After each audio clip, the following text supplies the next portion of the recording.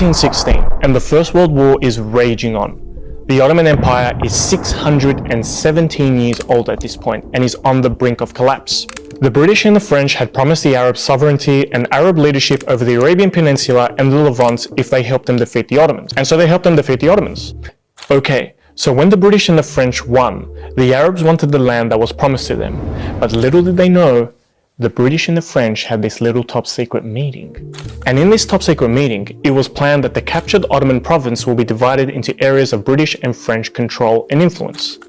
The British would receive Palestine, Jordan, and southern Iraq, while the French would control southeastern Turkey, northern Iraq, Syria, and Lebanon.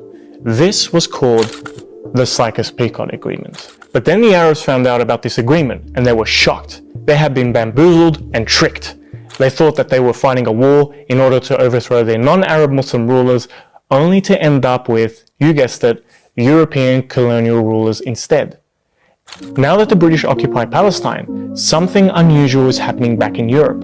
You see, the Zionist movement had been growing increasingly influential and lobbied hard to support the mass migration of Jews to Palestine and recognize a Jewish claim to the Palestinian land. And in 1917, Britain, out of nowhere, publicly declared its intentions of establishing a national home for the Jewish people in Palestine.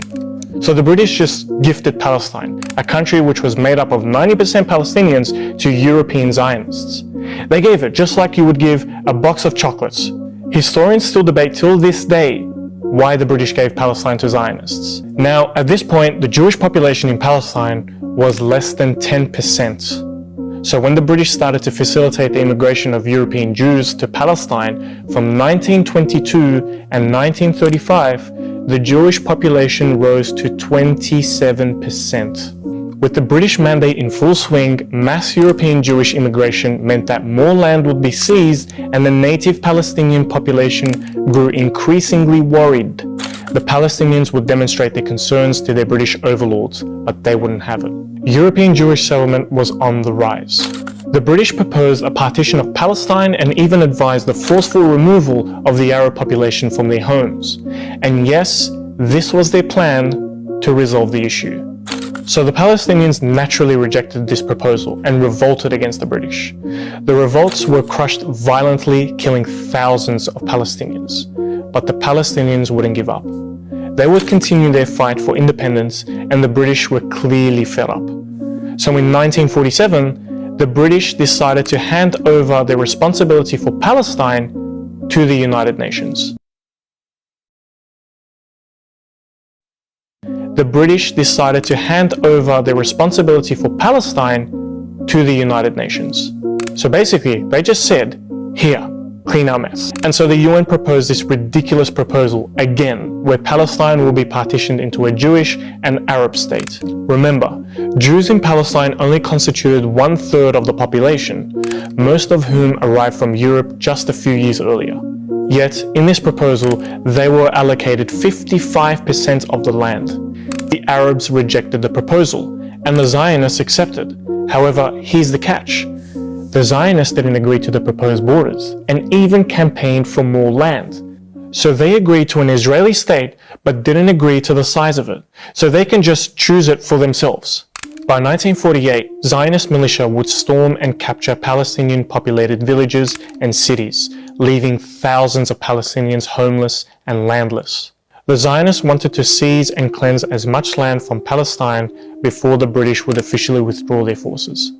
And on the same day that they left, the Zionists proclaimed the establishment of the new Israeli state. Overnight, millions of Palestinians lost their country.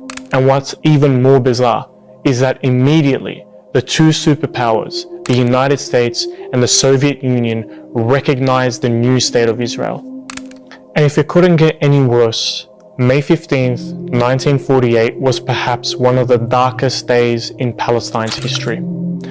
They called it the Nakba, or the catastrophe. To lose your country, your identity, and your home just like that is something truly horrifying. But that wasn't enough for those Palestinian men, women, and children. They had to be ethnically cleansed from their lands and driven into near total destruction. See, the creation of the State of Israel didn't just mean that 1.9 million Palestinians were forced out of their homes. Didn't just mean that 78% of historic Palestine had been taken from its natives. Didn't just mean that 530 villages and cities were destroyed and ethnically cleansed. And didn't just mean the killing of 15,000 Palestinians in a series of mass atrocities.